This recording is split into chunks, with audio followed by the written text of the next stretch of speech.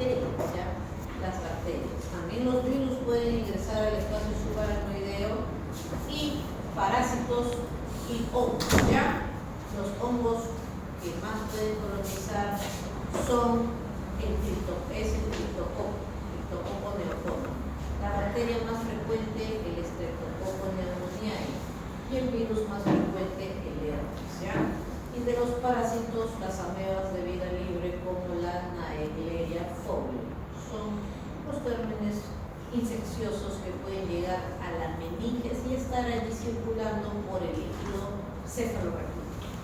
Cuando hablé de todas esas causas generales, yo voy a hablar solamente de las meningitis bacterianas, porque de todo lo que he mencionado es lo más frecuente de todo. Con respecto a las meningitis, cuando vamos a abordar a un paciente en el que sospechamos que tiene meningitis porque tiene fiebre, tiene rigidez de nuca y tiene signos meningios que vamos a buscar, tiene leucocitos elevados, alteración de la conciencia, yo sospecho que podría tener una meningitis, debo ubicar a mi paciente principalmente en qué grupo etario está. ¿Es un niño? ¿Es un bebé? ¿O es un adulto? Entonces, porque las causas de las bacterianas van a variar mucho en frecuencia dependiendo de la edad del paciente. Por ejemplo, las personas adultas, ya como ustedes, como yo, no nos vamos a infectar pues por el Streptococcus galactiae, muy difícil. Podemos sí, por la Neisseria meningitidis, porque los otros son del canal del parto de la mamá. Pero la Neisseria puede ser si es que tuviéramos un contacto un niño que nos tosa, Pero los adultos generalmente, porque ya no andamos con niños, no andamos en los nidos, no somos profesores de nidos, ¿no? Etc. Los adultos generalmente nos vamos a infestar por el Streptococcus pneumoniae. Ese que está colonizando pues la bucofaringe, que se puede dar en el contexto de una infección faríngea, una sinusitis, ¿no? Puede generar meningitis, ¿ya? Otra bacteria, ahí como les ponen, entre 20 y 55 son las Neisseria, ya que si tengo contacto con un niñito que está con Neisseria, me va a contagiar por su tos, ¿no? Por sus estornudos. Y en las personas mayores, o sea, 60, 70, que son pacientes ya pues que se aspiran, pacientes que hacen neumonía, pacientes que pueden tener inmunosupresión. Las pacientes mayores, como los VIH, como los abuelitos de tercera edad, las embarazadas, todos ellos tienen el sistema inmunológico bajo, se infestan por la Listeria monocytogenes, ¿ya? Es un bacilo gram positivo que se contagia de las comidas infectadas por Listeria monocytogenes. Entonces vean que la meningitis puede venir de uno mismo, puede venir de un foco infeccioso propio, puede venir de otro paciente o puede venir porque tengo las defensas bajas y también por enterobacterias o de la comida, ¿no? O Listeria monocytogenes. Entonces, esas son las principales causas de meningitis desde un punto de vista bacteriano y grupos de edad. Claro que puedes tener otros términos, ¿no? Pero esto es lo más frecuente que al menos debe estar en tu cabeza. Muy bien. Hay situaciones especiales donde yo puedo escuchar también uno que otro germen para poder esperar, cuando yo espere que llegue el resultado del líquido cefalorraquídeo, el gram del líquido cefalorraquídeo, ¿no? Bueno, por ejemplo, tengo una embarazada con meningitis, yo voy a pensar en Listeria, y yo sé que Listeria es un bacilo gram positivo, y si justo la punción lumbar viene un bacilo gram positivo, es altamente probable que lo que tiene esta embarazada es una meningitis por Listeria. No, le viene Streptococo, viene coco gram positivo en una embarazada, pues puede ser un Streptococo neumonía. Entonces, el tratamiento antibiótico va a ir abocado según el germen que yo voy a sospechar, ¿ya? O sea, la importancia de dar con el germen es la recuperación que le va a salvar al paciente, para que no quede secuelado, ¿no? por la meningitis. Muy bien. Los pacientes, por ejemplo, que tengan inmunosupresión, ya dije, cánceres de ganglios, alcohólicos, embarazadas, VIH, pueden tener diabéticos. Pacientes que tengan intervenciones quirúrgicas donde se ha cortado la piel, donde ha habido un traumatismo craneal, exposición de la piel, ¿no? Exposición del hueso, donde haya fístulas traumáticas de líquidos cefalorraquídeo, derivaciones, cirugías de colocar catéteres desde la piel hasta el líquido cefalorraquídeo, puede generar el ingreso de bacterias gram positivas que colonizan la piel como el estafilococo aureus o estafilococo epidermidis, especialmente para las derivaciones, ¿ya? Después tenemos, por ejemplo, las endocarditis infecciosas. Si el paciente viene en el contexto de que tiene fiebre, es joven, tiene tatuajes, no lo sé, y ven que puede ser un paciente usuario de drogas endovenosas, ellos generan ingreso de estafilococo por las agujas que utilizan y eso genera focos de vegetaciones infecciosas en las válvulas cardíacas que van a desprenderse hacia la aorta y por ende pueden ir a circulación meningia. Pacientes que tengan inmunosupresión como el VIH. El VIH, pues recuerden que en etapa SIDA, donde los linfocitos ya son menos de 200 y que cualquier germen con el que convivimos puede generar infección, ¿no? El hongo Cryptococcus neoforma. Si te viene un paciente VIH con meningitis, en un caso clínico de ENAM, VIH con meningitis, la principal causa es Cryptococcus neoforma, diagnóstico con latín de ¿no? Que es un hongo, ¿no? Una levadura.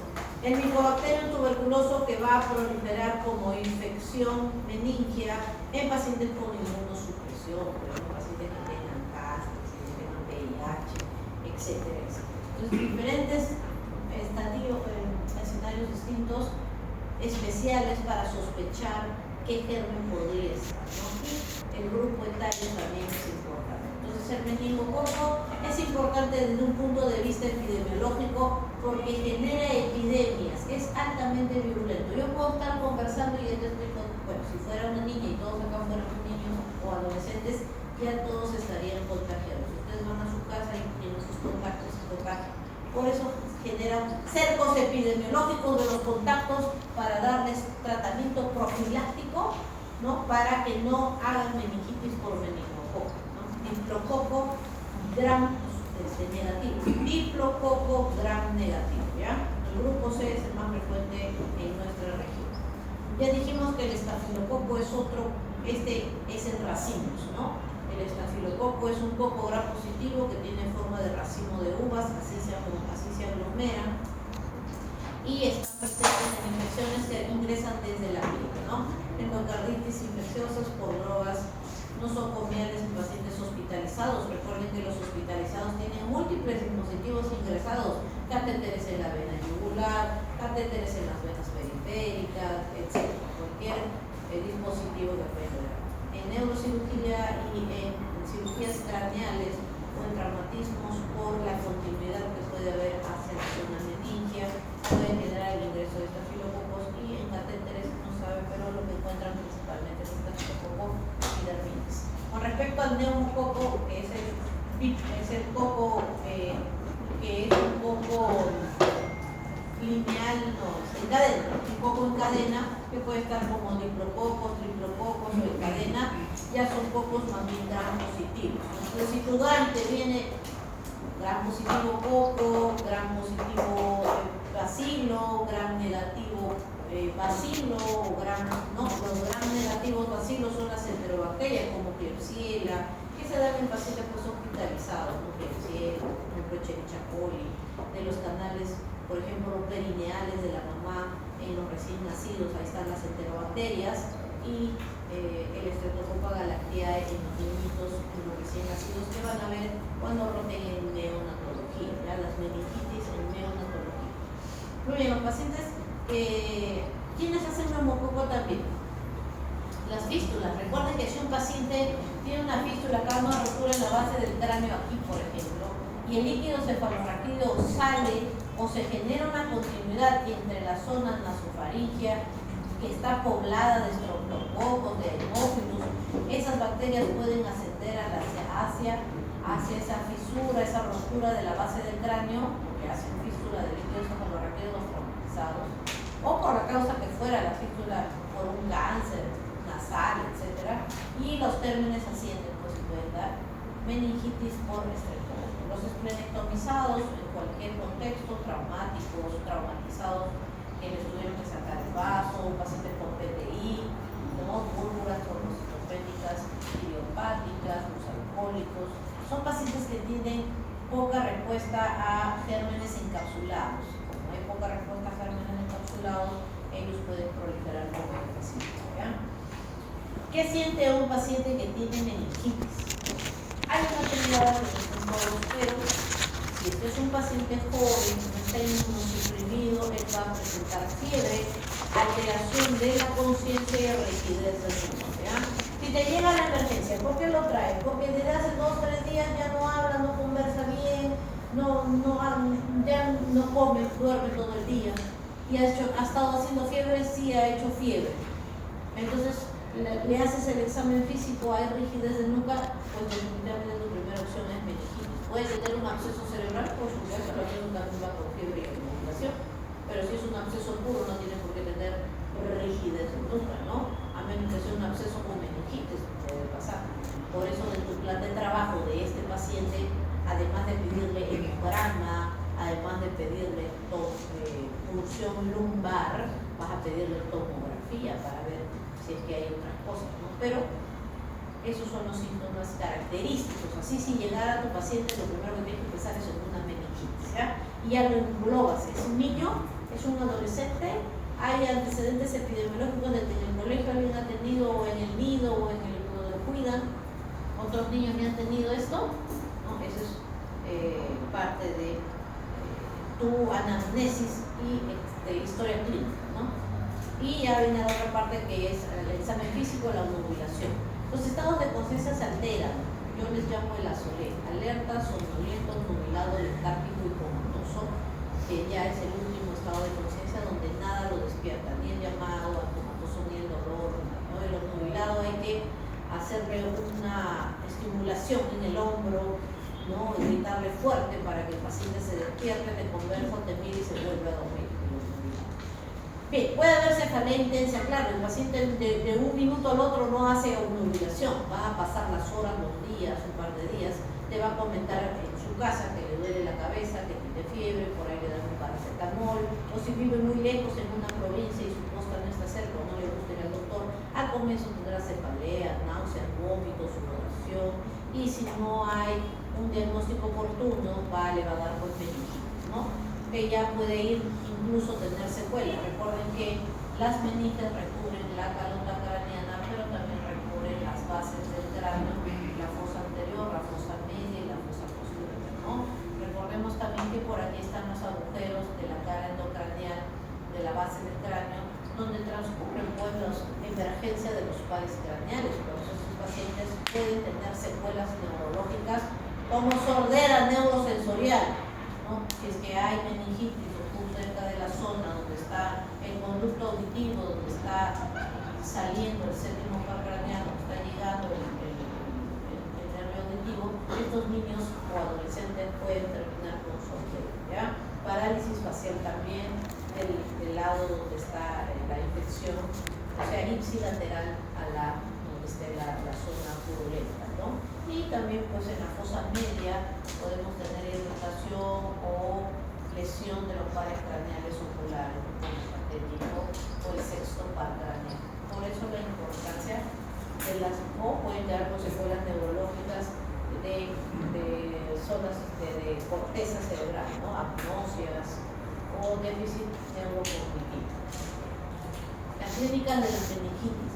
Bueno, entonces ya te dicen que tiene fiebre, que hay alteración de la conciencia, te toca ser el protagonista. Bueno, podría ser una meningitis, le voy a ver si hay rigidez de nuca, si el paciente está despierto, conversa, te va a decir que le duele, que no le hagas eso, que no le flexiones, porque le genera un dolor en todo el cuello.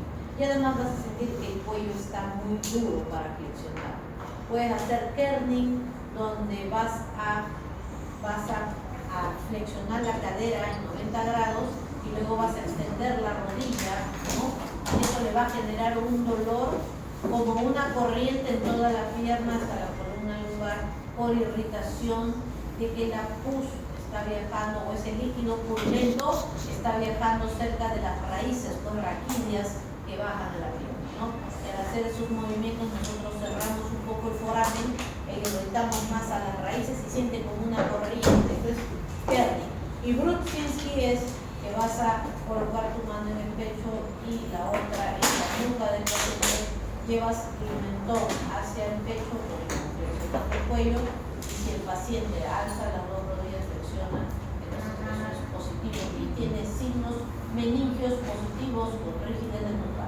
Otra enfermedad donde puedes tener irritación meningia con alteración de la conciencia es en los pacientes con hemorragia subaracnoidea, o sea, hay sangre en el espacio subaracnoideo, pero no hay pus, es sangre, y la sangre también es un elemento irritante para las meninges.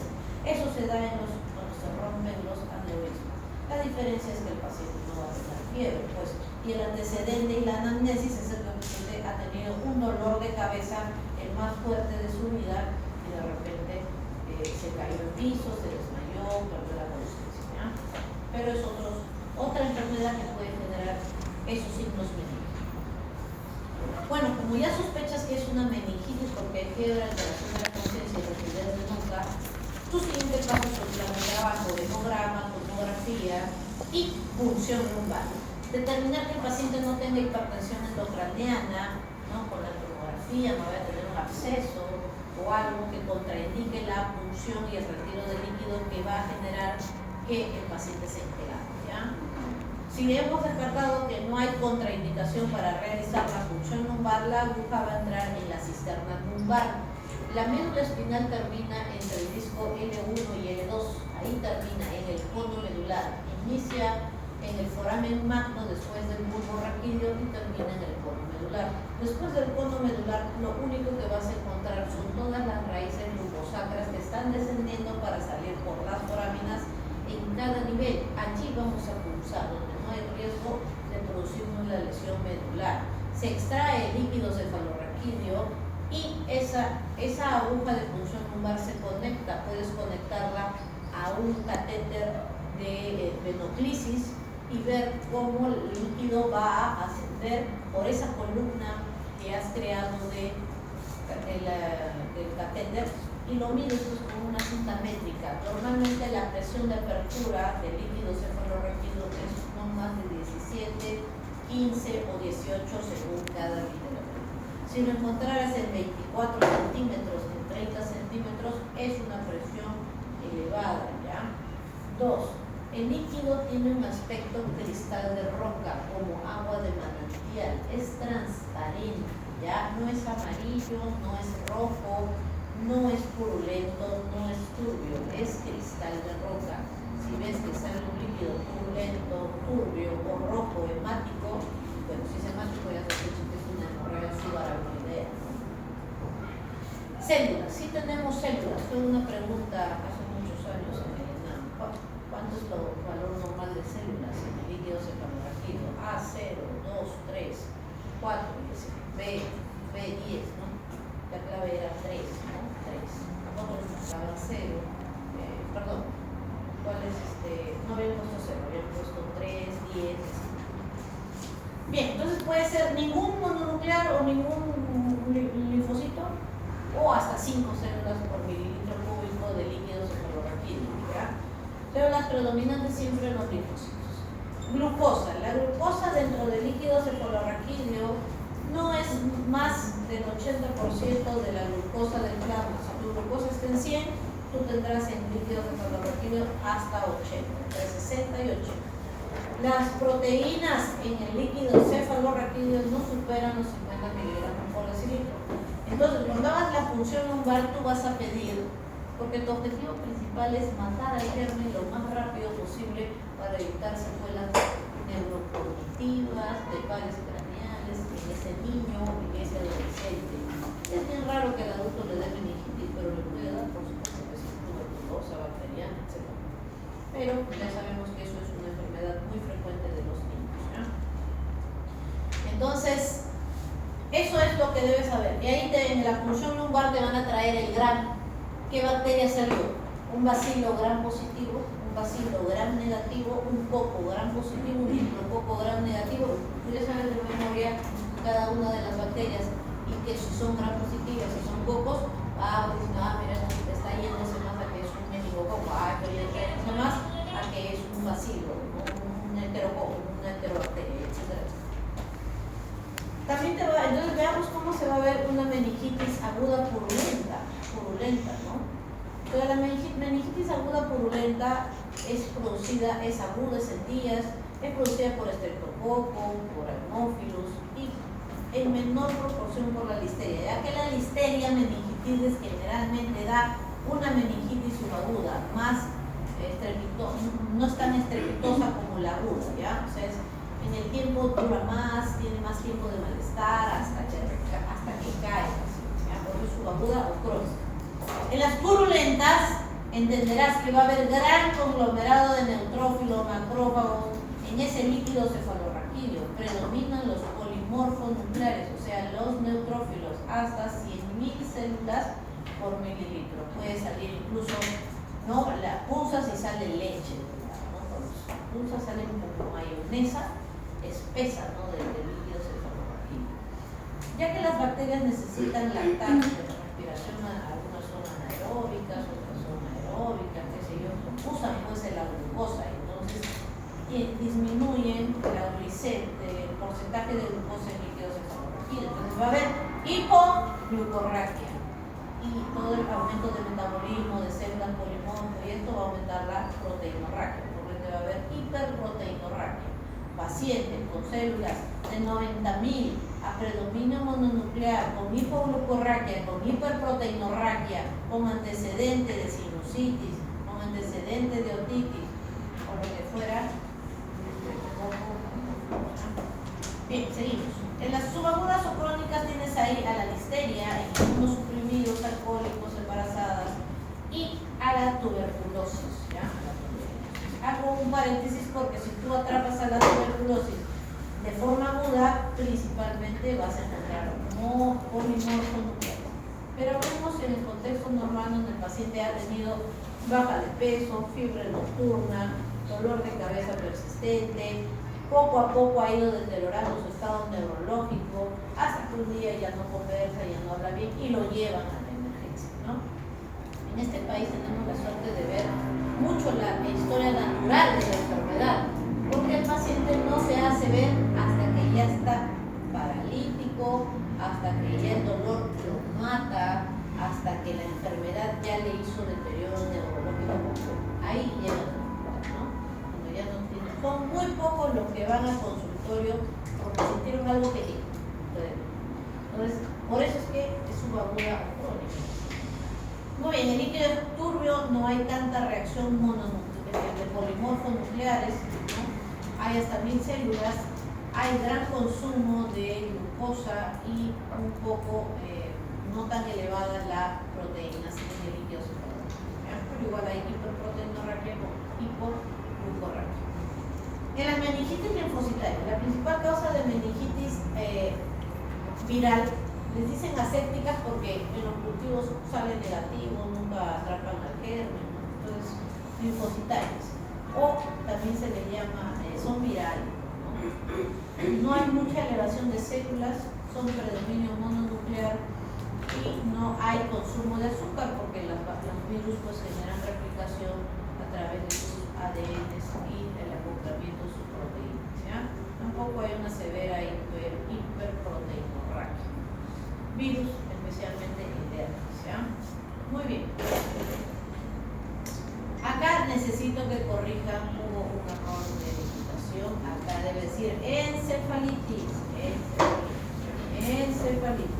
Bien, ya hemos estudiado la infección del espacio meningio someramente. Podemos hablar de todas las infecciones a profundidad. La encefalitis pues, es la infección del parénquima cerebral, ¿ya? Por culpa de virus, los virus pueden ingresar al parénquima. Las bacterias también pueden ingresar al parénquima y producirán absceso cerebral. Acá estamos viendo el virus infestando a las zonas de las neuronas y el parénquima cerebral, ¿ya? El principal virus que infesta es el herpes tipo 1 herpes oral, ¿ya? El herpes oral son virus de tipo ADN, ¿ya? La mucosa oral. Otro virus importante que da en la niñez es el virus de la parotiditis y que a su vez también es principal causa de virus que produce pancreatitis, ya lo hemos visto. Preguntas de examen. Y los algoritmos. Entonces, ¿qué características tienen las encefalitis? Y vamos a estudiar especialmente la del virus de tipo de herpes tipo 1. Estos pacientes generalmente tienen alguna predisposición genética para los receptores de toll-like receptor que ayudan pues a la respuesta inmunológica contra estos virus. Van a llegar pues desde la infestación bucofaríngea hasta la neumonía. ¿Qué lóbulo o qué zona cerebral afecta más? El lóbulo temporal, ¿ya? El lóbulo temporal, ahí las neuronas son altamente pimentógenas, es por eso que uno de los síntomas o por lo que puede venir el paciente, además de alteración de la conducta, de la conciencia, es crisis epiléptica, ¿ya? Epilepsia. ¿Qué será? ¿Un tumor? ¿Qué será? ¿Una meningitis? Porque la meningitis también puede producir convulsiones.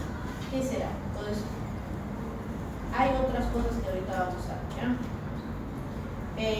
Lóbulo temporal. ¿Le puedes hacer punción lumbar a las encefalitis? Sí, por supuesto que sí, porque a veces van juntas con las meningoencefalitis. Y me olvidé de mencionar aquí las meningoencefalitis.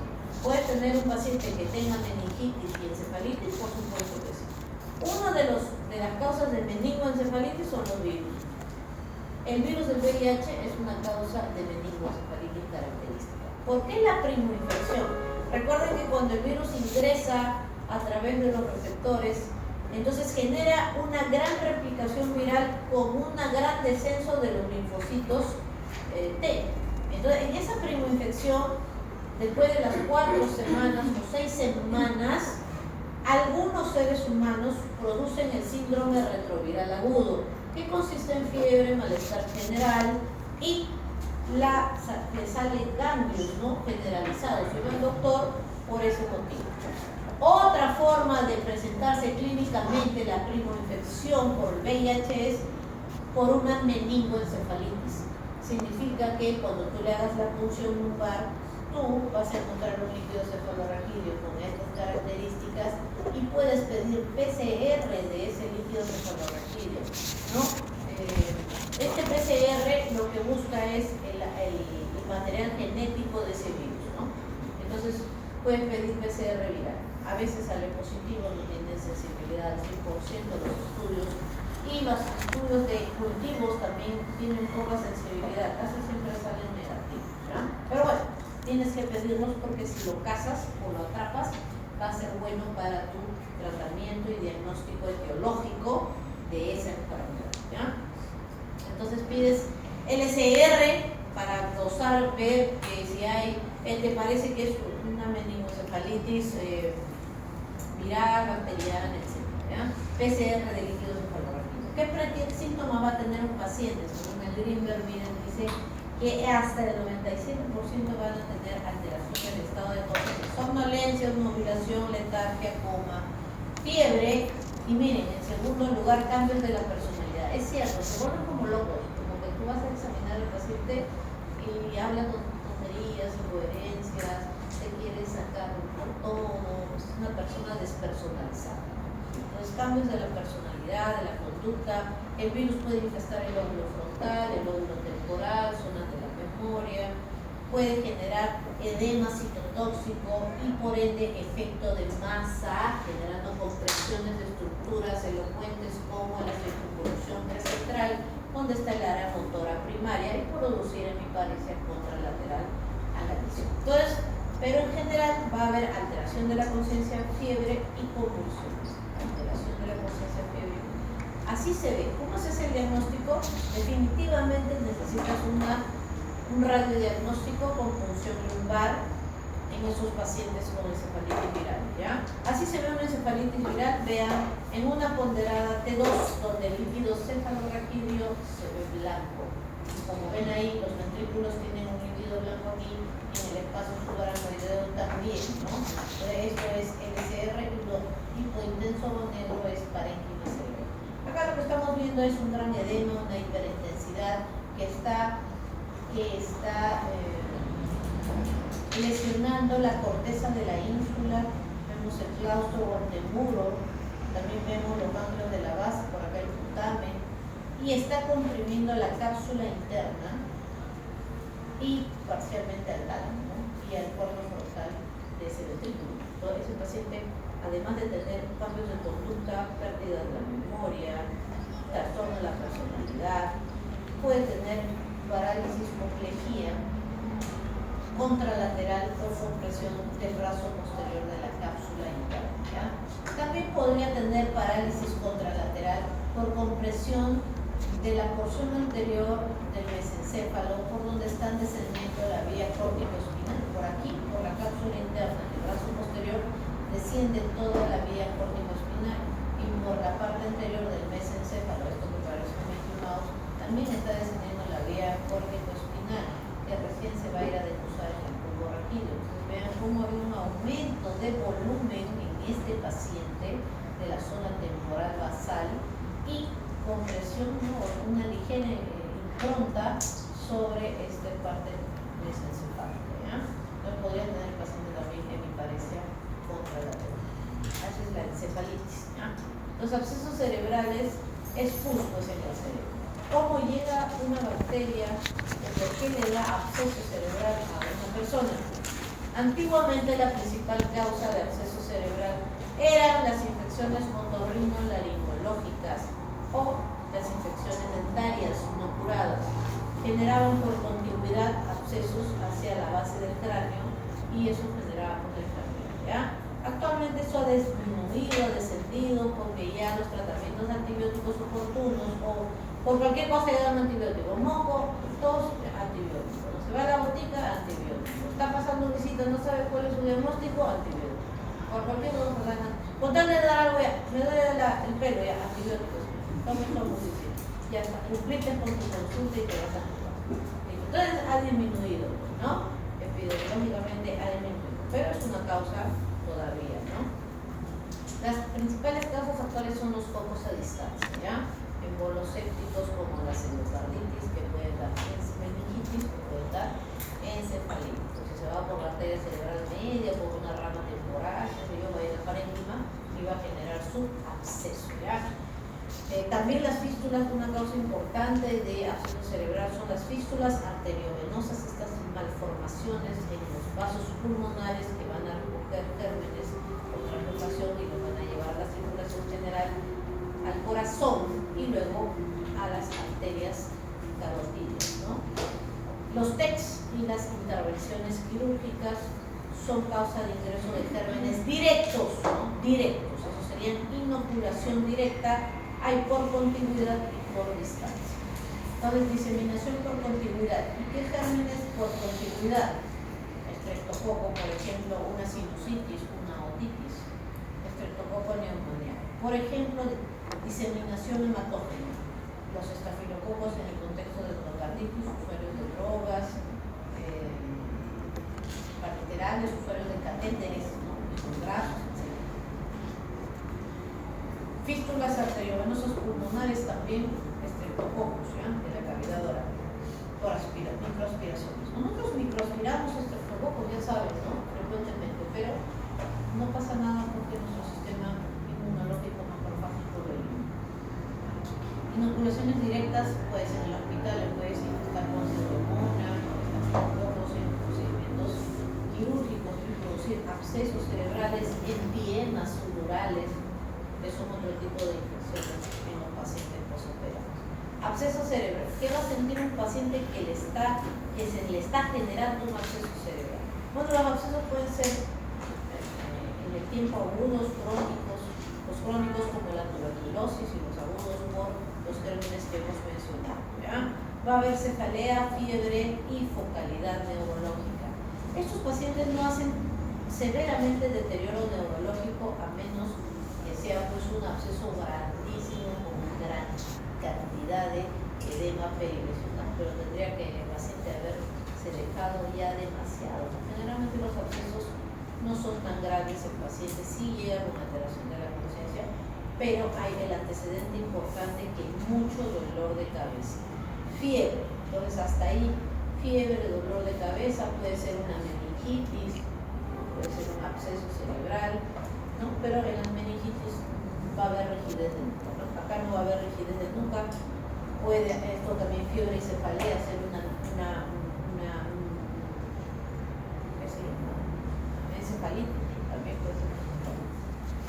Focalidad neurológica, entonces, la focalidad neurológica es la parálisis que puede haber en ese paciente, ¿no? Si es que el absceso está justo en la corteza premotora, en el área 321 de Brodmann, o si es que está en la zona parietal, pero genera efecto de masa porque hay un gran edema vasogénico que va a generar compresión de las estructuras aledañas, puede tener afasia, hemiparesia, alteración de la conducta si el absceso estuviera en la zona frontal, ¿no? Si es que hay mucho edema, mucho volumen de ocupación de la pus, puede generar hipertensión endocraniana. La presión intracraneal está compuesta, según la hipótesis de Monroe-Kelly, por el volumen del parénquima cerebral, que es el 80%, por el volumen de la sangre arterial y venosa, que supone el 20%, y por el volumen del líquido cefalorraquídeo, perdón, 10%, y por el otro 10% del líquido cefalorraquídeo. Pero si yo encima de eso tengo una pus ahí de 30 milímetros en el parénquima cerebral, está generando un efecto de masa, de ocupación, y eso aumenta la presión intracraneal, ¿ya? Esa pus puede ingresar al sistema ventricular, ventrículos laterales, tercer ventrículo, cuarto ventrículo, y por ende eso ir hacia los ventrículos, y por eso también puede ir hacia, por Rush-Fein-Magendie, al espacio subaracnoideo y producir meningitis en el contexto de un absceso. El absceso cerebral se hace diagnóstico con imágenes, sospecha clínica y radioimagen, ¿ya? Va a captar un contraste en anillo, y vamos a ver que la resonancia magnética va a tener una cápsula, ¿ya? Ahorita vamos a ver esa cápsula. Esto que está aquí lo vamos a entender en la imagen. Vean. Tenemos aquí unas resonancias, ¿ya? Las resonancias tienen varias ponderadas. Esta que vemos aquí es la imagen ponderada T1 porque el líquido cefalorraquídeo es negro, y el espacio subaracnoideo que tiene el líquido cefalorraquídeo es negro, y el parénquima es plomizo, ¿ya? En cambio, en la ponderada T2 el líquido cefalorraquídeo es blanquito hiperintenso, y aquí también tenemos espacio subaracnoideo por líquido cefalorraquídeo, ¿ya? Entonces, esa es la ponderada T1. Esta es la ponderada T1 sin contraste, y esta es la ponderada T1 con contraste. En las tomografías el contraste se llama iodo, y en las resonancias el contraste que le ponen se llama gadolíneo. No importa el nombre, lo que interesa es que está contrastada. ¿Por qué va a esta es no contrastada y esta es contrastada? ¿Cómo me doy cuenta? Porque tiene puntos blancos donde está pintando pues los vasos. Lo que hace el contraste es viajar por el torrente sanguíneo, y cuando la resonancia le toma la foto por donde está pasando el contraste, que obviamente se inyecta en las venas, va a ir y va a pintar, ¿ya? Ya sabemos que nuestros senos están con sangre, que las porciones de la falx tienen irrigación sanguínea, que la corteza tiene irrigación, y la cápsula que se forma en el absceso, porque va a haber vasodilatación fisiopatológicamente, va a haber generación de vasos también, va a hacer que el contraste pinte muy bien y aumente su grado de pintura que cuando no es contrastada. ¿Qué significa esto? Realce del anillo cuando yo le pongo contraste, ¿no? Entonces la cápsula periférica se realza, porque ya está blanca, pero acá se ve mucho más blanca, como una dona, ¿no? Como una dona. En la T2 lo que podemos ver es que hay un líquido blanquecino menos intenso que el LCR. Estoy segura que esto no es LCR, que la cápsula es hipointensa, o sea negruzca, en una ponderada T2. Y para diferenciar si esto es cerebro, parénquima o LCR, le pides pues esta de acá, o ves la ADC. En la ADC, que es esta de coeficiente de difusión aparente, lo que va a pasar es que lo que es parénquima se va a pintar, y lo que no es parénquima va a quedar negro. Como esto es pus pura, mayonesa, para que lo entiendas, entonces no, pues acá no hay parénquima, ya no hay, es absceso nada más. Entonces esto no pinta, ¿no? Porque no es parénquima. Ah, esto sí pinta blanquecino porque es parénquima edematoso, inflamado, ¿no? Porque probablemente aquí hay edema vasogénico, ¿ya? Es agua o plasma vasogénico. Y otra forma de, y no es líquido cefalorraquídeo, porque mira, el líquido cefalorraquídeo es blanquecino y acá es negruzco. Entonces esto es un absceso. Y la última es que restringe la difusión. Los abscesos se restringen a la difusión. Esto de aquí es un cerebro difundido de color plomo y líquido cefalorraquídeo que es negro, ¿no? Entonces el parénquima pinta aquí nada más, no se ve otra cosa, solo el parénquima. Pero como esto no es parénquima, no hay difusión, restringe la difusión de pus, y esa es la forma en distintas ponderadas de llegar a la conclusión que esto es un absceso cerebral. Última neuroinfección que voy a tocar el día de hoy, la neurocisticercosis. Un alumno que no se avega, ¿por qué da la neurocisticercosis? ¿Qué han tenido que comer? Huevos. Que no se avega. ¿Qué? Porque ya le pregunté un viejo. Los huevos de Tenia. ¿Quiénes dicen que es el músculo de esa? Puede ser, ¿no? También. Muy bien, ¿qué te comites? ¿El huevo o el cerdo? O sea, el huevo que está en Vamos con el huevo. Me gustan las encuestas. A ver, levanten la mano los que saben que es comer el cerdo contaminado. Vamos. Ahí es un celular. ¿Qué les interesa? Después le voy a decir al paciente, ella que está con el celular, sí le ha dado porque ha comido chancho contaminado. Como todos los salones me responden. No, es porque has comido. Ahora sí, a todos pueden responder. El huevo. ¿Cuál es el siguiente estadio? Yo no sé para qué vienen si quieren estar con el celular ahí tirado. ¿Qué pasa? ¿Para qué vienes? Después cuando estés en provincia no vas a saber qué hacer. No estés solo ahí en el celular. No sé qué irán a hacer con esa gente pobre. Aunque no estudien. Aunque no estudien. Muy bien. Entonces voy a hacer una tenia molesta porque me ha molestado. ¿Tiene Zoom? ¿Cómo se llama esto? Ahí está la subprobatia grávido, ¿no? Entonces en el ciclo vital tiene que pasar de huevo a larva o cisticerco o quiste y luego a la solitaria, ¿no? Y pasa a ser taenia sóleo, más conocido. Bueno, los pacientes le dicen triquina, pero no es triquina, porque es por la triquinela. No le digas que no. Mira, consejos de la vida. Cuando un paciente te diga, y sigo tomando mi agüita de jazmín, sí señora, tome, no, pero no deje de tomar lo que yo le voy a dar. Se emociona. Sí, porque me han dicho ya, sí señora, gracias. A menos que tú sepas claro que eso que está tomando es malo, pues no, es malo. Me he echado orines en mi piel, mira, así me vinieron los pacientes. Eso no, pues no. ¿Qué tiene la orina? Sodio, urea, no tiene nada curativo. Ya. Entonces, háblale en su nivel del paciente, pues, ¿no? Sí señor, usted tiene una triquina, si te entiende como triquina. No le digas, tiene usted la larva del cisticerco. ¿Qué entenderá el paciente por larva del cisticerco? A veces escuchan los de cuidados intensivos. Señora, su familiar tiene un shock hipovolémico, ha hecho hipoperfusión renal con elevación de la urea, así que su pronóstico para el día de mañana podría ser que haga azoemia renal. ¿Por qué le hablan así al paciente? Ese paciente con la frutas ha terminado tercero de primaria, o quizás es analfabeto. No seas así, sale y toda la familia ahí. ¿Qué te ha dicho el doctor? Es que no he entendido nada. ¿Cómo va a entender, pues?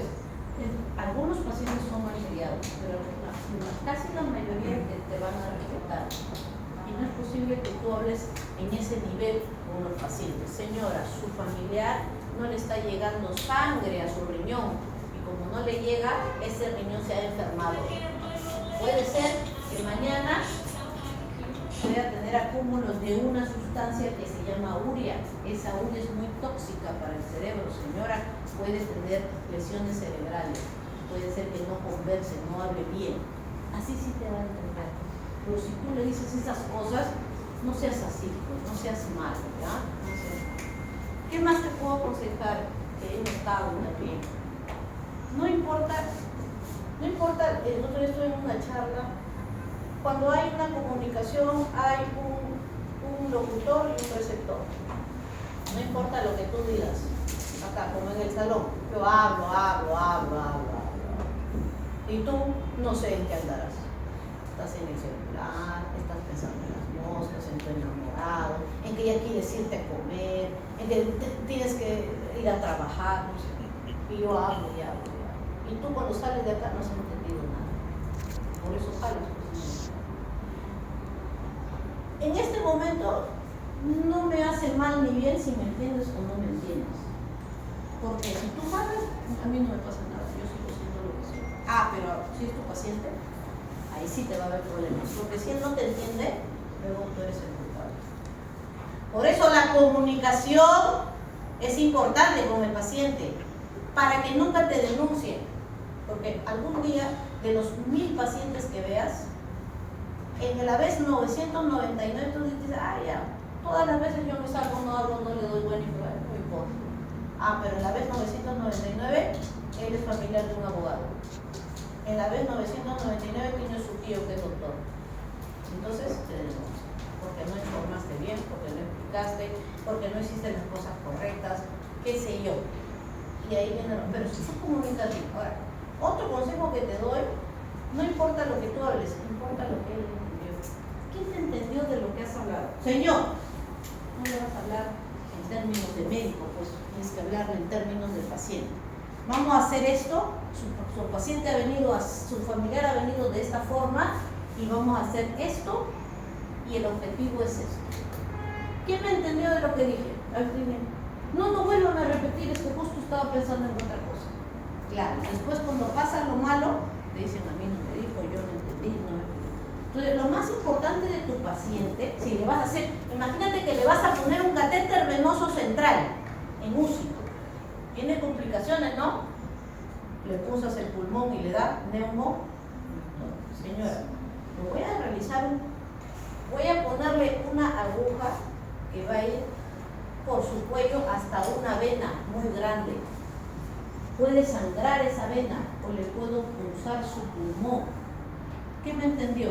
Ya, doctor, usted me ha dicho que le va a poner una aguja no le digas arterias, no le entienden, o vaso sanguíneo. ¿Qué sabrá? ¿Qué es un vaso? Pensará que es un vaso. Estoy hablando con mi hermano y estábamos hablando de hemodinámica porque él es ingeniero y estamos hablando del flujo, la resistencia y eso. Y yo le decía los vasos. Y me decía, ¿por qué me dices vaso? ¿Qué es eso? Me había olvidado. Digo, no, son las venas. Las venas.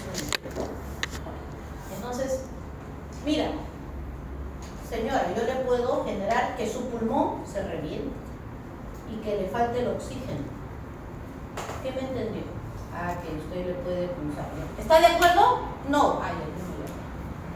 ¿Está de acuerdo? Sí. Entonces, si le pasa algo, te ha entendido, pues, y sabe lo que le va a pasar. Pero si tú haces, que lo después la culpa es tuya. Entonces, no importa lo que tú digas, importa lo que él entiende. Al menos cuando seas doctor y hagas procedimientos médico-legales. Le vas a poner tal cosa, o le vas a hacer una trombectomía, o le vas a hacer una cirugía, o le vas a hacer algún procedimiento importante, o estás viendo cuál fue la causa de su infección, le vamos a tomar una orina, señora, y eso va a ir al laboratorio para ver qué bicho va a crecer, qué bicho crece. Y según eso, mejoraremos ese antibiótico. ¿Qué me entendió para el día de hoy? ¿Sí? Mañana no, señora, yo no sé mañana. Hoy día, yo estoy hablando de hoy día. Hoy día, mañana no sé qué pasará, señora, yo no soy Dios, ni dueña del mundo. Así tienes que hablarle claro, ¿ya? Bueno, no se me distraje por la alumna que está ahí con el celular.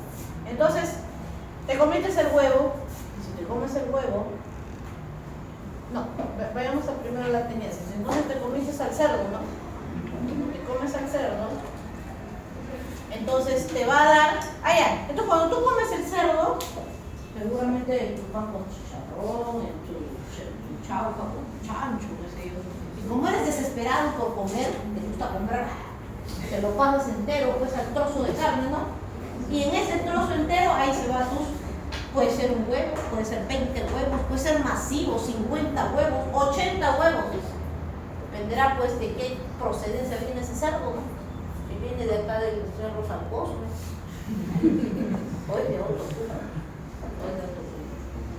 Entonces, ingresan pues una o varias, no lo sé, al torrente sanguíneo, al intestino, y en el intestino esto eclosiona en la teniasis. Muy bien, te da teniasis. Ya tienes tu solitaria, te has ganado tu solitaria porque has comido cerdo de dudosa procedencia. Muy bien. Seguramente que ese TikToker que va a venir ya va a tener su teniasis. ¿No? Ese que ha hecho el pan con chicharrón. Entonces, mira, lo que ha dicho que llévenme a comer a distintos lugares. Uy, qué miedo, al tercer mundo comer chancho. Entonces, te da tu solitaria. ¿Cuál es la principal forma de infestación de la neurocisticercosis? La autoinfestación. O sea, esa persona pobre que se va a comer a la cartilla o que está en la sierra, porque en la sierra ¿qué comen? Si no comen cuy, comen cerdo. Y si no comen cerdo, comen ¿cómo se llama? Carnero, ¿no? Carnero. Pero acá somos más pollo. Entonces comen mucho cerdo en la sierra, todo es cerdo. No me gusta echar. Ya bueno, entonces, chuleta, churrasco. Bueno, entonces miren, esa persona ya tiene la solitaria en su intestino. Ahora, cuando yo era muy joven, como tú, estaba en pregrado, decía, pero ¿por qué se va a autoinfestar? Si cuando nosotros vamos al baño nos lavamos la mano, cuando nosotros comemos, nuestra comida está cocida, ¿no? No entendía hasta que ya fui grande que estas personas son pobres. Cuando van allá hay baño, no hay un silo. ¿Con qué se limpian con hojas, ¿no? Ahí he visto con hojas, ¿no tienen papeles con doble hoja, olor a flores? No, ¿no es cierto? Tú, no tienes. Entonces, en su mano, cuando se limpian, les quedan pues restos fecales. Y yo también lo sabía, porque ahora ya lo veo, que comen con la mano. No usan tenedor, ¿has visto, no? Ponen su... Hay una cosa que parece como yuco, no sé cómo se llama.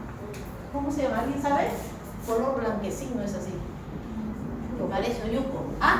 Oca, ¿no? Pero lo comen así, con choclo, con queso, todo con la mano, ¿no? Entonces, esa es la infestación fecal oral. Se contagian ellos mismos con sus propios huevos.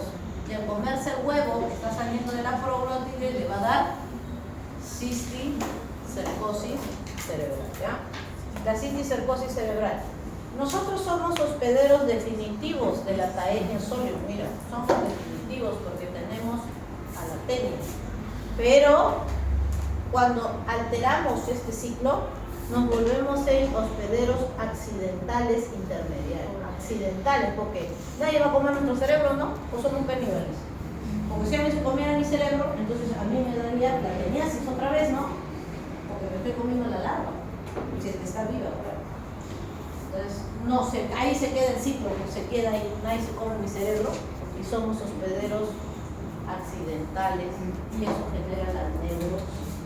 Entonces, ya quítense de la cabeza que comer pan con chicharrón me da neurocisticercosis, me va a dar teniasis. Y ya acá en Lima, pues ya te comes tu lechuga sucia, no sé, sus cosas sucias. Fecal oral. Entonces, el diagnóstico lo puede hacer con imágenes de resonancia, Western blot, muy bien, para cisticercosis. Puede irse a los destinos del cisticerco, después que atraviesa la función intestinal y pasa la circulación, puede ser al parénquima, lóbulo frontal, temporal, etcétera, a los ventrículos laterales, tercer ventrículo. Puede generar obstrucción, por ejemplo, del cuarto ventrículo y generar hidrocefalias de tipo obstructivas, ¿ya?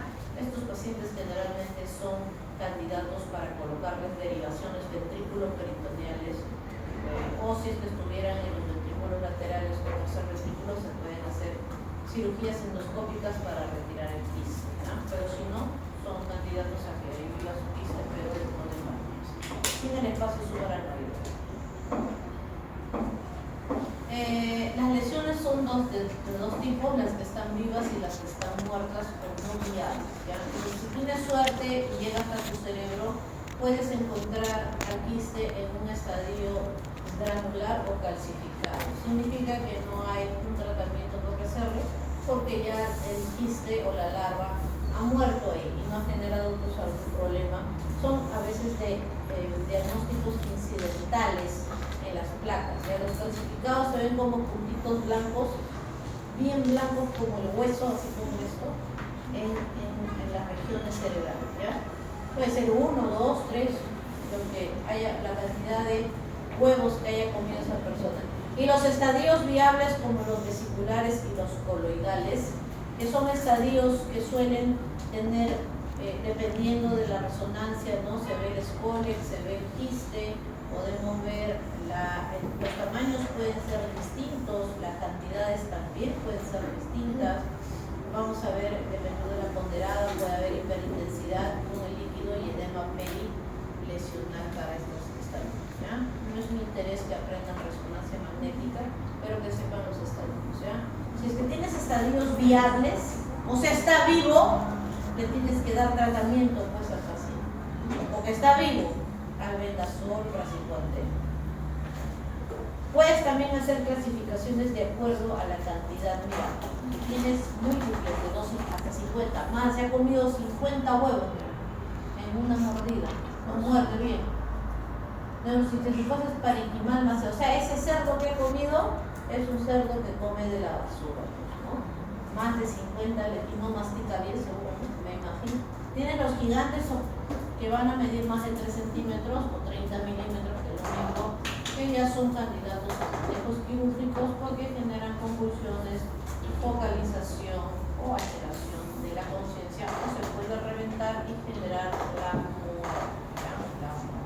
Si es que encuentras un estadio viable, debe ese paciente iniciar tratamiento corticoide porque la muerte del parásito va a generar reacción inflamatoria y puede generar convulsiones y deterioro neurológico. El ACV isquémico. Bueno, nosotros tenemos dos tipos de ACV, el isquémico y el hemorrágico. El 80% son isquémicos, o sea, se ha obstruido el flujo de sangre por las causas que vamos a ver hacia ese tejido cerebral. O hemorrágico, es decir, que la sangre ha salido del vaso porque se rompió ese vaso, porque es hipertenso, porque tenías un aneurisma, se rompió y la sangre ha irritado esa zona del cerebro y está ocupando un volumen. Hoy vamos a hablar solamente de los accidentes isquémicos, que son la mayoría. Las causas son múltiples. Por ejemplo, que hagas trombos, o sea, que hagas trombosis o aterosclerosis, ¿no? Que tus vasos sanguíneos se llenen de placa. La mayor obstrucción de la luz, más del 70% de obstrucción de luz ya es quirúrgico, ya tiene que operarle el cirujano cardiovascular porque ya hay un hipoflujo severo, ¿no? Cuando hay más del 70%. De la obstrucción de la luz por las placas. Esto es una imagen bidimensional, no tienes que imaginarte pues el vaso tridimensional con toda la placa alrededor obstruyendo la luz. Puede ser que la aterosclerosis sea de los vasos grandes extracraneales o de los vasos grandes intracraneales. Otra causa son los embolismos. Los embolismos son los desprendimientos de placas que pueden devenir de las arterias o los émbolos pueden venir del corazón. Y están las causas idiopáticas, pues que no se sabe por qué le dio, yo no fumo, yo no tomo, ya tú sabes qué es eso, ¿no? Idiopático. Entonces, pues así fue su suerte, Señor. Ahora, estas son las causas más frecuentes según el Harrison de Medicina Interna y estas son las causas más infrecuentes. Debes aprender después las más frecuentes, pues si no estés memorizando, por ejemplo, mixomas, enfermedad de Fabry. Esto tienes que saber. Las causas más frecuentes: aterosclerosis, émbolos, que son las causas principales, y las hipoperfusiones por shock hipovolémico, deshidratación. Justo hace unos días vi un paciente que tenía infarto occipital derecho y temporofrontal izquierdo a la vez. Era hipertenso y le dieron captopril sublingual. Se le bajaron bruscamente la presión y lo infartaron en 2 zonas cerebrales. ¿Ya? Las deshidrataciones, los shocks pueden generar infartos en ambos hemisferios cerebrales, por ejemplo. Muy bien, vamos a ver en un momento las oclusiones embólicas que pueden salir de las arterias o del corazón y las causas raras, por mencionar alguno, hemos visto la drepanocitosis, donde hay alteración de la hemoglobina y eso genera cambio del glóbulo rojo, obstrucción de los vasos y puede generar infartos en niños y adolescentes. Por ejemplo, las endocarditis de Lehmann-Sachs en el contexto de pacientes lúpicas, jóvenes de 20 años con infarto cerebral por vegetaciones asépticas de inmunocomplejos circulantes que se ponen en las válvulas cardíacas y desprenden al cerebro. Causas raras. Común es que sea un viejo, fumón, gordo, hipertenso, varón, o una dama también obesa, hipercolesterolémica, etcétera, etcétera. Muy bien, entonces etiología dijimos que los trombos pueden estar en los vasos grandes, extracraneales, principalmente la bifurcación donde hay un gran flujo turbulento, lesión continua del endotelio y acúmulo de grasa. Si su colesterol encima es alto, más de lo normal, pues con más razón se va a ir pegando las placas de grasa que formamos con el paso de los años. Ahorita ya estamos formando nuestras plaquitas de grasa. Quizás tú tienes 20%, yo tenga 30%, quizás tú ahorita tengas 5%, yo 3%, no lo sé, así es. Muy bien, entonces es la causa más común de ACV isquémico, por eso es que los pacientes que llevan un infarto de frente, ecografía de las carótidas, ¿no? Eco-Doppler carótido. Causa más común de ACV isquémico de gran calibre. Los extracraneales son mucho más frecuentes que los intracraneales, ¿ya? Los intracraneales están, ¿no?, en las bifurcaciones también arteriales. Por ejemplo, acá tenemos la carótida en el seno atravesando el seno cavernoso y luego su bifurcación en cerebral anterior y cerebral media, y en estas zonas se forman las placas intracraneales, ¿ya? Intracraneales. Los sitios más comunes de formación incluyen los grandes vasos del cerebro, orígenes de carótida interna, también en las bacilares y las vertebrales para la circulación posterior. Los vasos pequeños también se pueden hacer placas o aterotrombóticas o lipohialinóticas. Cuando he leído de la historia del ACV isquémico, en alguna oportunidad, empieza desde las épocas de Hipócrates, antes de Cristo, de los griegos. En esas épocas no se sabía cuál era la causa. ¿Cómo iban a decir que era por esto, ¿no? Lipohialinosis. Imagínate, Hipócrates no puede, ¿no? Porque no tenía visión microscópica. Entonces Hipócrates, en su afán científico de definir una causa, decía que era la apoplejía, le puso apoplejía, salirse de sí, ¿no? Estaba conversando, se desmayaba la persona, o estaba conversando y se paralizaba, ¿no? Entonces era la apoplejía en esa época. Y antes de Cristo él dijo que eso se debía a los humores, pues a los humores, la bilis negra, la bilis amarilla y así. Decía que los bilis negras, coléricos, molestosos, a ellos les daba, y esa era la causa de la apoplejía. Pasaron los años y empezaron los estudios de medicina, empezaron los cortes anatómicos del cerebro y se dieron cuenta que la causa de la apoplejía, de esos que morían de apoplejía, les encontraban coágulos de sangre. Entonces dijeron, no, la apoplejía no es por lo que dijo Hipócrates, no es por las bilis, es por la hemorragia cerebral. Y ahí quedó, y por las hidrocefalias también que había, hidrocefalia. Pasaron los años después y se descubrió el microscopio. Y ya los patólogos, no me acuerdo cómo se llama el padre de la patología, él descubrió esto, observó los vasos microscópicos y dijo, estos que mueren de apoplejía, todos tienen obstrucciones en sus vasos sanguíneos y el tejido cerebral microscópicamente también está muerto. Y entonces recién ahí vino la gran división de las apoplejías en hemorrágicos e isquémicos. El término se cambió por stroke para los ingleses y posteriormente los americanos con accidente cerebrovascular. Entonces, una causa importante también son la de los vasos, grandes, y de los vasos microscópicos. Esos forman placas ateromatosas que se pueden obstruir y generan infartos pequeñitos, lacunares. menos de 10 milímetros, algunas literaturas hasta 15 milímetros, o si fuera dentro de los primeros días, puede medir hasta 20 milímetros, 2 centímetros, pero generalmente es menos de 10 milímetros. ¿Ya? Entonces, los vasos que principalmente van a generar infartos lacunares son los que nacen de la primera división de la cerebral media. Recordemos que la carótida interna termina cuando se divide la cerebral anterior y la cerebral media. En esta primera porción de la cerebral media, antes de la zona de la ínsula, es la porción M1. De la porción M1 nacen las lentículas estriadas. Esas arterias lentículas estriadas, que son microscópicas, se llenan de placas arteriomatosas y pueden obstruirse pues con el paso del tiempo.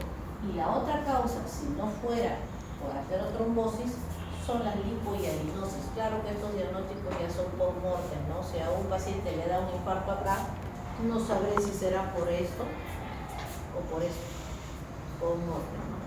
Pero otra causa es esto, la lipohialinosis, que obstruye la luz del cúpulo de una proteína hialinótica y obstruye la luz del vaso y genera estos infartos. Son el 25% de todos los ACVs sistémicos y se producen allí donde se irriga al putamen, al globo pálido externo, globo pálido interno y parte de la cápsula interna. ¿Ya?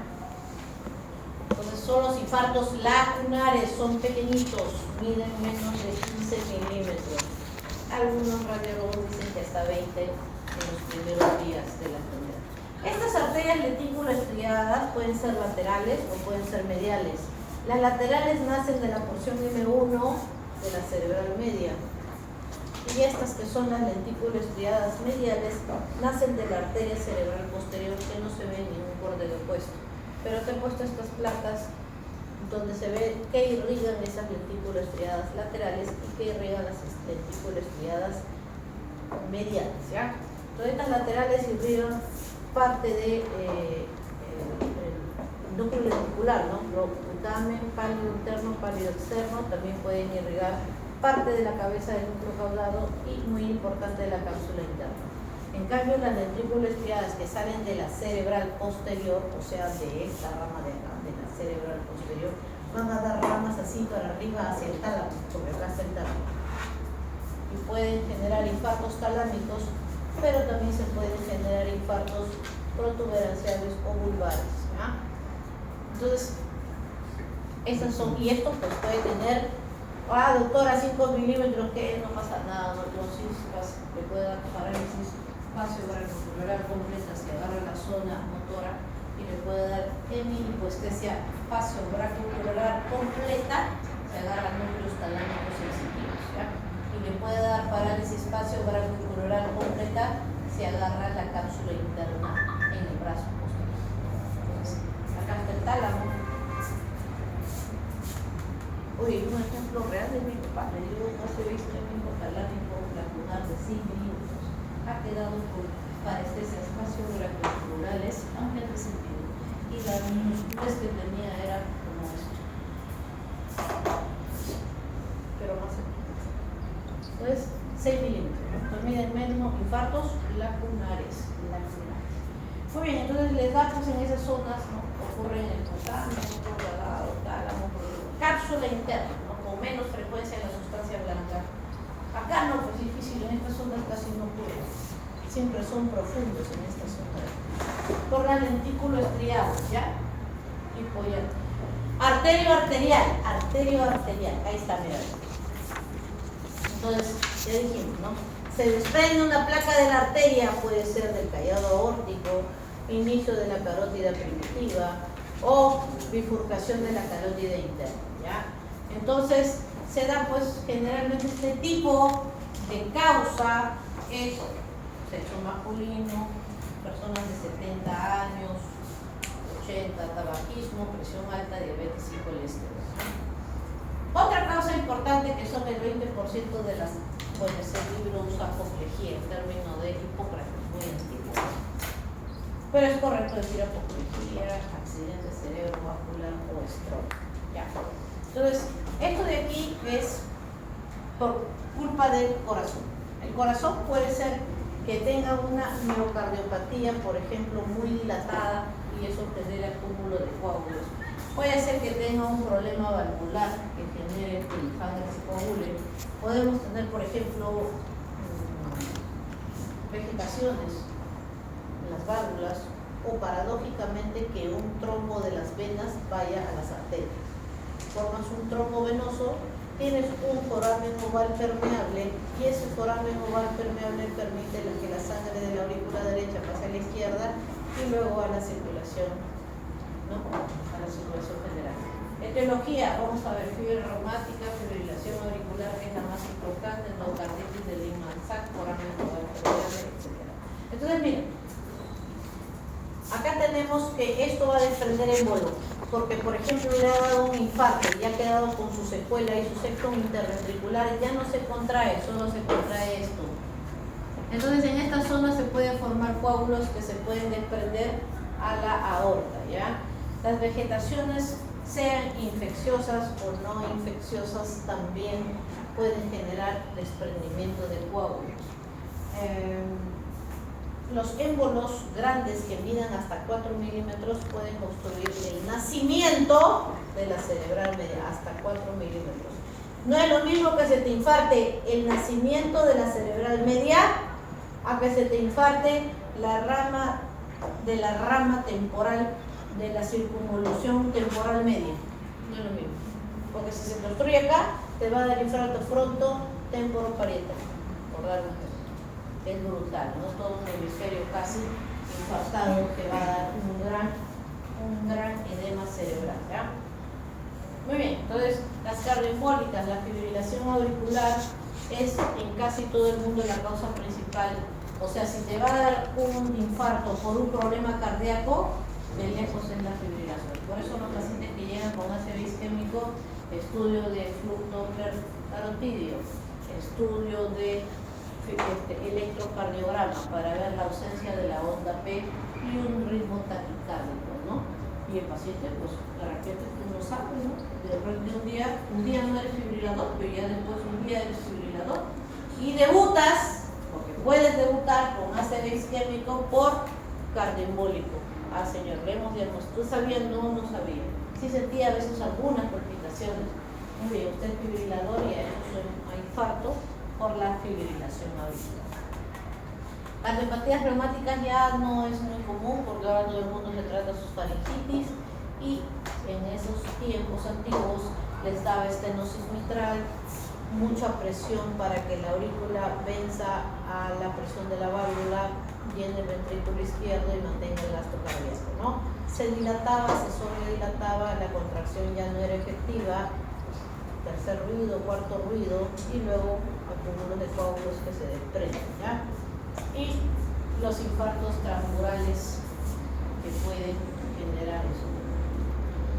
Muy bien, vaya la fisiopatología.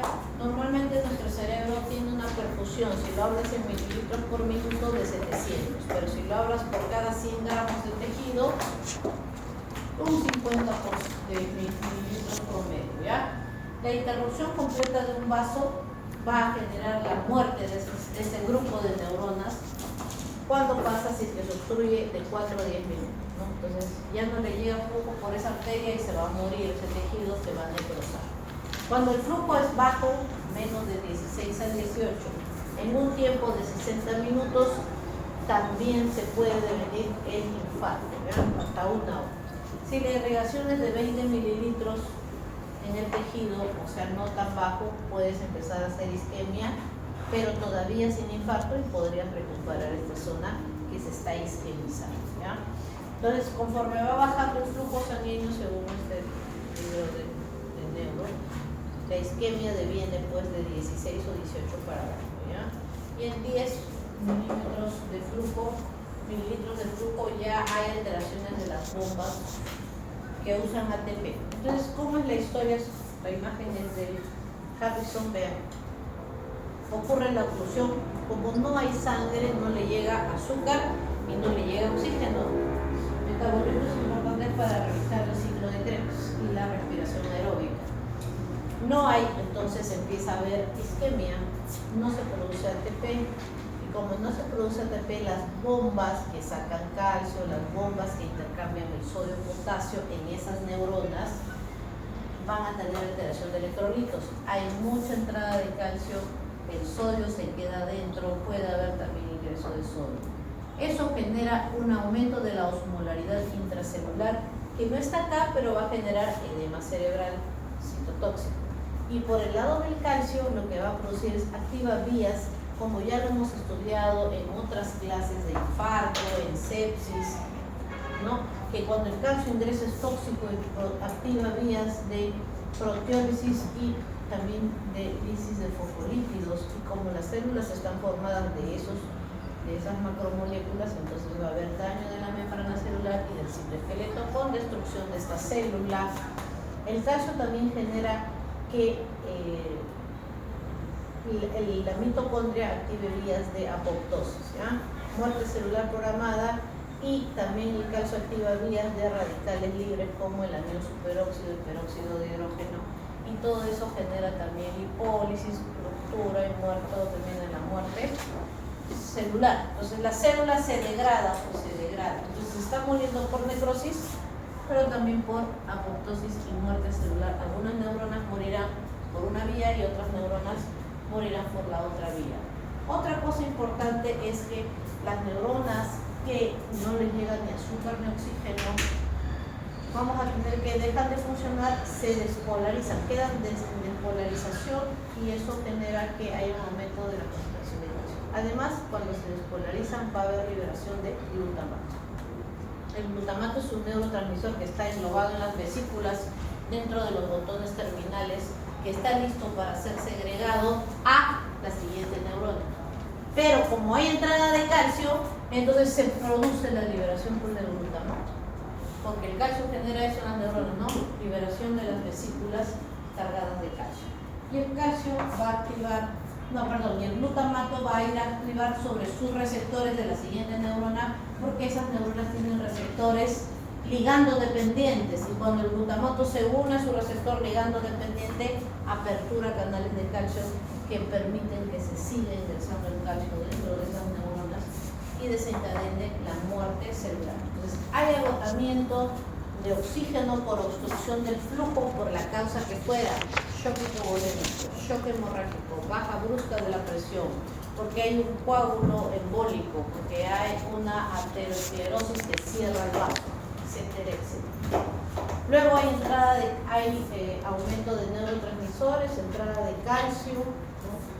Hay apertura de los canales de calcio, salida de glutamato, muerte por necrosis, por apoptosis, elevación de calcio citosólico, activaciones de vías de las radicales libres, muerte de las proteínas, de los fosfolípidos, y luego la parte final, que es la neuroinflamación, donde va a haber una ruptura de la barrera hematoencefálica, van a entrar los macrófagos, van a entrar los neutrófilos, y va a haber una degradación y muerte, necrosis de esos tejidos, o de ese sector que se ha hipoperfundido. Dentro de la muerte celular hay las muertes por necrosis y por apoptosis. Cuando se obstruye el vaso, por ejemplo, de gran calibre, como es la arteria cerebral media, se obstruye este vaso intracraneal en su primera porción. Esta es la carótida interna, y esto es la cerebral media, y esto es la cerebral anterior, ¿ya? Esta es la cerebral anterior, esta es la cerebral media. La porción M1 con sus ramas lentículas estriadas, porción insular y las corticales para frontopaletal y las temporales. Ahora, hay ramas, entonces cuando se obstruye aquí, esta parte que ven aquí es la que más sufre, la que está cerca del coágulo o de la placa. ¿Por qué? Porque esta zona se va a infartar, se cierra el flujo de sangre y se necrosa por las vías que ya expliqué. Pero como estas zonas todavía tienen circulación colateral, cada ser humano tiene distintos grados de circulación colateral que se llaman las colaterales leptomeningias, y hay grados, grado 1, grado 2. Los que tienen más colaterales leptomeningias tienen más posibilidad de recuperar este tejido infartado. Si es que el paciente llega antes de las 4 horas y media a la emergencia, entonces tú puedes disolver este coágulo, ya sea por fibrinolisis farmacológica con medicamentos endovenosos o a través de fibrinolisis mecánica con el ingreso de catéteres que abren una canastita, cogen el coágulo y lo vuelves a sacar. Y liberas. Claro que esto ya está necrosado, pero esto todavía no está entrando, está en isquemia, pero no está impactado y necrosado. Y puedes recuperar todo este tejido. El paciente puede que salga con su hemiplegia, pero va a ser una persona que conversa, que habla, que entiende y que es un ser humano y no va a salir con afasia de Broca o afasia global o con alteración de la conciencia. O sea, la morbilidad y mortalidad disminuye. ¿Por qué? Porque esta zona todavía está con un flujo y es la penumbra. ¿Ya? Se sitúa alrededor del núcleo isquémico, está perfundida por vasos sanguíneos colaterales, están estrechamente intactas, pero funcionalmente, claro, en este momento está con afasia, pues el paciente en este momento está somnoliento, pero ya cuando tú le sacas el coágulo, el paciente va a... Por eso es la importancia de que si tú diagnosticas a un paciente con ACV isquémico en tu foto, ¿tú cuánto tiempo tiene? Recién, doctor, hace media hora, donde sea sacas una ambulancia y lo mandas rápido al hospital, el más grande que haya, donde tú sepas que le pueden hacer fibrinolisis o prostatectomía mecánica. Y no te hacen, ¿qué tienen? ¿Cuánto tiempo? Media hora. Ya, señores, un ratito ya y te vas a poner. No te interesa el paciente. Oye, un chiste, bueno, no se ría. A ver, usted está con su ambulancia, ¿no? Y el señor que manejaba la ambulancia era CAS y venía de vez en cuando, así cuando quería venía, cuando quería no, es la clásica, ¿no? Del Perú. Entonces, como yo era la jefa de la posta, yo lo empapelaba. ¿Por qué usted no ha venido, señor, no me acuerdo, Tiburcio, no sé cómo se llama? Doctor, no ha venido porque estaba no sé qué, ya, lo fumé, así como cuando igualita era. No me presentaba, no venía, pues, no venía. Y ya una vez fue porque había estado tomando, vino borracho. Una persona que no me ayudaba. Le digo, mira señor, ya, hagamos la paz. Tú me das tu llave y si viene alguna emergencia yo lo llevo. Y si no hay una emergencia, ya te llamo. Y si no viene, pues no voy a estar peleando tampoco con el nombrado. Pues. Ya, doctor, entonces le voy a dejar la llave acá. Y cuando venía un paciente grave, yo mismo me agarraba y iba jugando. Ahora pasa. De verdad, y yo me reía. Y ya, pues, de verdad, me hacían paso. Llegaban niñitos quemados, o se la moto le había atropellado. Y el otro estaba ahí. Igual le pagaba. Señoras, por favor, voy a llevar a este niño. No se paren, señoras. Las señoras que estaban ahí con los mocos, los parásitos de sus hijos, ¿no? Que ella los lleva por eso. Ya, sí, doctora, ya que le lleve. Y no esperaba. Así tienes que trabajar, con vocación. ¿No? Se veis que tiene media hora, recién lo acabo vivo al costado, doctor. Ya, pues, ya tienes 4 horas para salvar a ese paciente. Si no, después, vegetal, pues en su casa, vegetal. Muy bien. Así se veía para acabar muerte por necrosis, vean. Entonces, después de 2 a 3 días, el tejido ya se va, microscopio, ¿no? Microscopio, al fin, ya así se veía, seguro se emocionaban en esas épocas, ¿no? Entonces, pero fue en los años 1940, no me acuerdo. Miren, entonces, hasta los 3 días ya empieza a verse un tejido laxo, ¿no?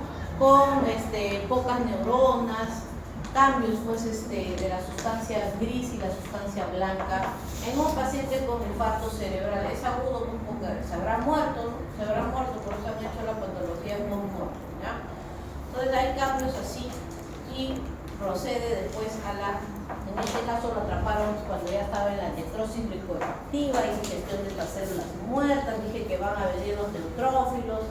Al comienzo se activan la glía que está ahí, llaman a los linfocitos y hacen el llamado con interleuquinas y ya eso se pone pues así pus, ¿no? Y luego esa pus va a estar impactada, se va a cambiar por un tejido biótico, así, ¿no? Medio reticular, donde ya acá ya no, estas neuronas, ya no hay neuronas, pues, ¿no? Entonces En esta de vía, a partir del tercer o cuarto día llegan los macrófagos. Es una consistencia suave, dice, y luego se va a llenar y va a proliferar astrocitos que superan a la cantidad de macrófagos. Hay una red fibrilar, dice. Por eso que los radiólogos te informan, ¿no? Tejido cerebral gliosis, ¿no? Gliosis, o sea, son infartos, pues son las infartadas. Actualmente la nueva clasificación de la American Heart Association, aparte de los cardioembólicos, etcétera, hay una clasificación que se llama infarto silente. Hay pacientes que llegan con zonas infartadas, ¿no? Pero claro, pues del axón de la corteza sube de 1 milímetro, pero es infarto. Son infartos silentes, ¿ya? Que terminan generando después, cuando ya son muchos, demencia vascular. Muy bien, entonces se llena una red fibrilar vial, astrocitos de tejido muerto. Puede ser que incluso se forme un quiste recubierto por vilía. Y esto pues genera una hidrocefalia vacua, ¿no? O sea, como esto ya no genera presión o contrapresión al ventrículo, el ventrículo como está lleno de agua, crece. Y le da como una hidrocefalia vacua. No es hidrocefalia, simplemente que el ventrículo crece porque tiene espacio para hacer un poquito más. ¿Ya? Muy bien, entonces grosso modo, la física de la